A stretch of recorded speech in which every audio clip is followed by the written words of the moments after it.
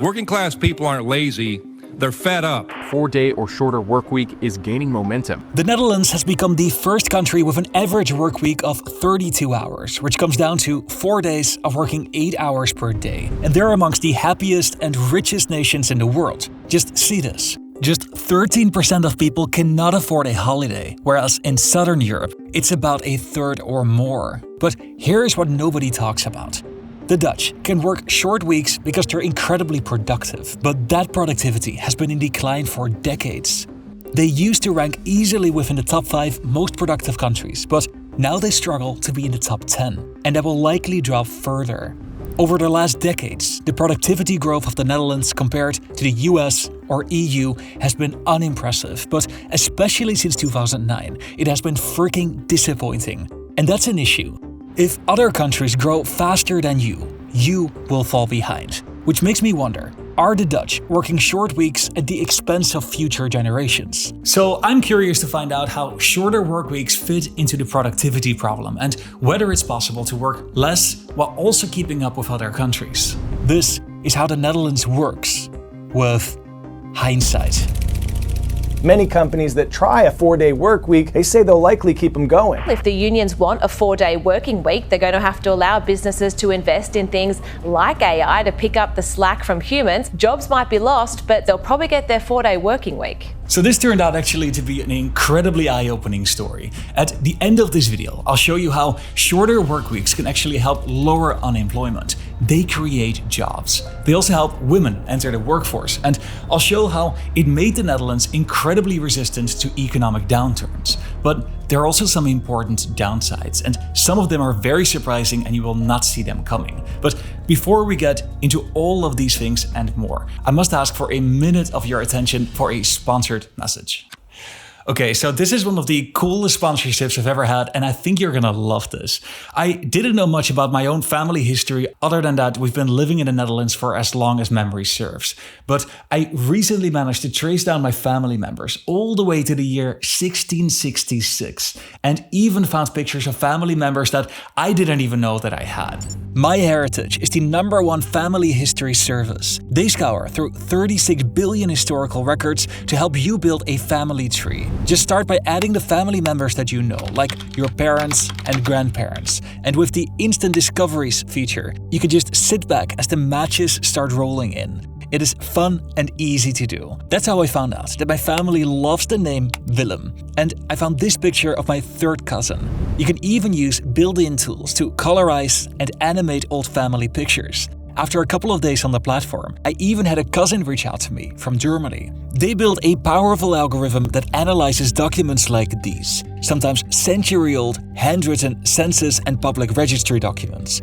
By providing just a few key names and dates, MyHeritage will run your info through 36 billion of such documents, like these 2 US Census records, 2 discoveries that just came in. Build your own family tree today by scanning the QR code or by clicking on the link in the pinned comment or description, and you will get a 14-day free trial with all the features that MyHeritage has to offer. Try it today. Before we get to the pros and cons of working short weeks, let's start with some context. In the 1950s and 60s, the Netherlands was rapidly industrializing. It was the norm to work 6 days per week, and employees averaged 45 hours. But the country was becoming wealthier, and Dutch people wanted to improve their quality of life. That's when they discovered natural gas, a major field in its northern provinces and one of the largest in the world. This started generating enormous revenues for the Dutch state, and this was invested into building the Dutch welfare system. If we pull up the average working hours in the Netherlands, we see that it has been trending down as far as the data goes back. But if we zoom in on this period here, the 1970s, we see the most drastic reduction. By the 1970s, gas had become a major pillar of the Dutch economy, and the world entered several oil crises. Gas had made other industries in the Netherlands less competitive, and it led to many people losing their job. But it turned out that a combination of these factors, high unemployment, shorter work weeks, and strong welfare protections, created exactly the right conditions for a dramatic shift of Dutch work culture. The solution to all these problems became to work less. This is why it works. For women, it was often difficult to work because they were taking care of children, but working fewer hours made it easier to juggle family with work. Between 1971 and 1990, the percentage of women who worked doubled from 22% to 45%, finally catching up with the EU average. Dutch companies were creating more part-time jobs, and this had a surprising effect on unemployment. The number of people who were unemployed went down gradually between the mid-1980s and 2000. And this new part-time work culture had something to do with that. When people work part-time, the same amount of work is divided among more people. And as a result, it creates jobs, which is great if your country has high unemployment. But it also answered to a desire from within society to focus more on quality of life and spending time with family. People wanted to work less, and they got what they asked for. On this graph, it comes all together. In 1980, 15% of workers were part-time employed. In 1990, this had increased to 24%, or nearly a quarter of the workforce. And this would only grow further to about a third of the entire workforce today. How the Dutch managed to make such a change caught the attention of the world. They pioneered what they called the Polder model method of decision-making. You may know that much of the Netherlands lies below sea level. This land is reclaimed from lakes and the ocean, and the resulting meadows are called polders. How this process works is that a body of water is surrounded by a dike, and then windmills are lined around this dike to pump out the water.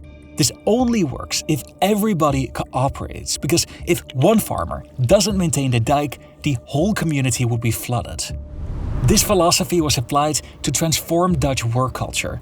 There weren't mass protests or strikes, but instead, employers, trade unions, and the government engaged in dialogue focused on compromise. For example, trade unions wanted fewer work hours, which employers weren't too keen on. But they agreed if trade unions would agree to lower wage growth. You win some, you lose some. And this approach to decision-making became synonymous with Dutch management in the 20th century. In a nutshell, this is how the Dutch came to work so few hours while also enjoying a high standard of living. They rely strongly on part-time employment, driving the average weekly work hours down. They now have by far the highest percentage of part-time employees in the world, with over a third of their total workforce. And this is obviously considered as something positive for most people. So if you would ask anybody if they want to have a 3-day work week while also living in one of the countries with the highest standard of living, the answer is probably yes. But that is on an individual level. Is it actually a good thing for the country? Several countries are touting the idea of implementing a 4-day work week. It wasn't actually a 4-day week that people were after. It was more the value in the flexibility of their working hours. I just don't see how this adds up to greater productivity for our country. The Netherlands is doing great in most measures. They're amongst the richest, happiest, and most productive people in the world.